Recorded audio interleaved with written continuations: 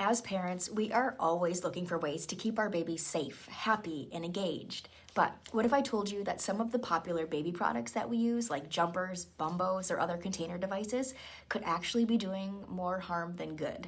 While these tools are absolutely convenient, placing babies in those positions that they can't yet achieve on their own may be interfering with their development in some pretty significant ways. So let's break this down.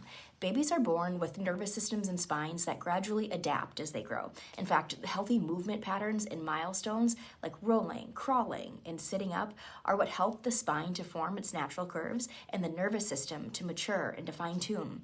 And placing babies in devices like jumpers, bumbos, or walkers can negatively impact this process. So when we put babies into these containers, their bodies are often forced into unnatural positions. For instance, a jumper places a baby in a standing position long before they have the muscle tone and the coordination to support their own weight.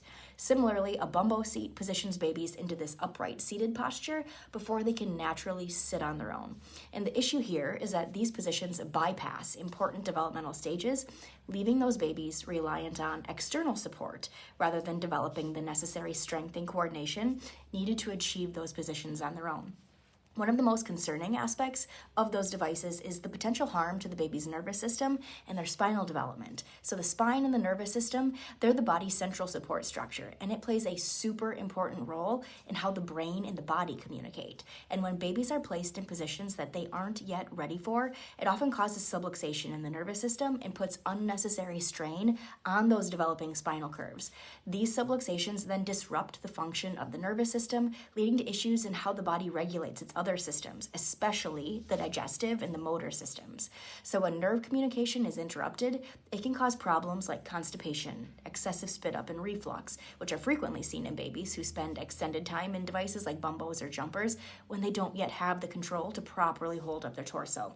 The next time that you see a baby in one of these containers, take a look at just how much compression is occurring in that stomach and intestinal area. Those digestive organs rely on proper nerve signaling to function efficiently, and pressure on that part of the nervous system can interfere with this.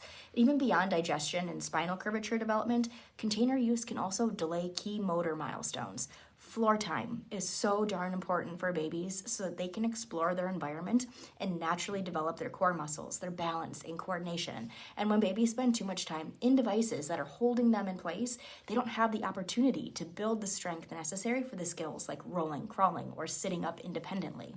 This then leads to delays in motor development as they miss out on those crucial opportunities to move through stages and the neurological wiring that are essential for both their physical and their neurological growth.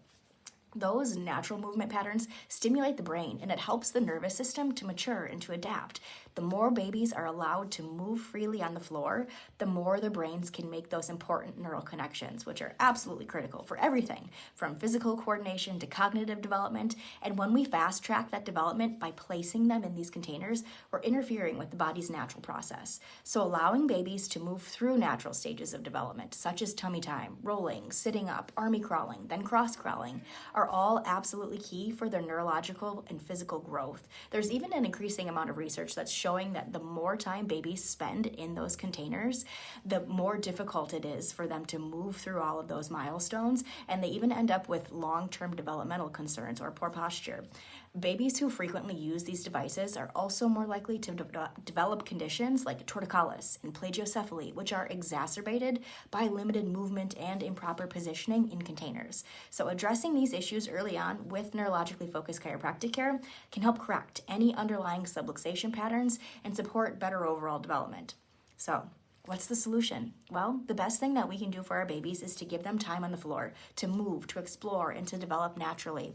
Instead of relying on containers, encourage tummy time and interactive play on some soft surfaces where your baby can practice reaching and rolling and scooting.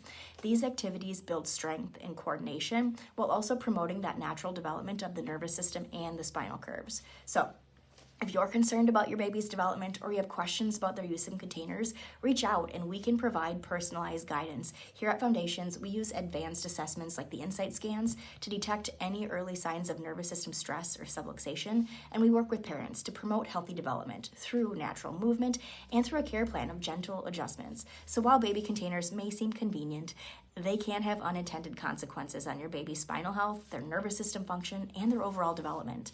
The good news is that with the right support and guidance, we can help ensure that your baby develops strong, healthy motor skills and a well-regulated nervous system. So for more information on how to support your baby's healthy growth, follow us on our social media pages or send us a DM. We would love to help.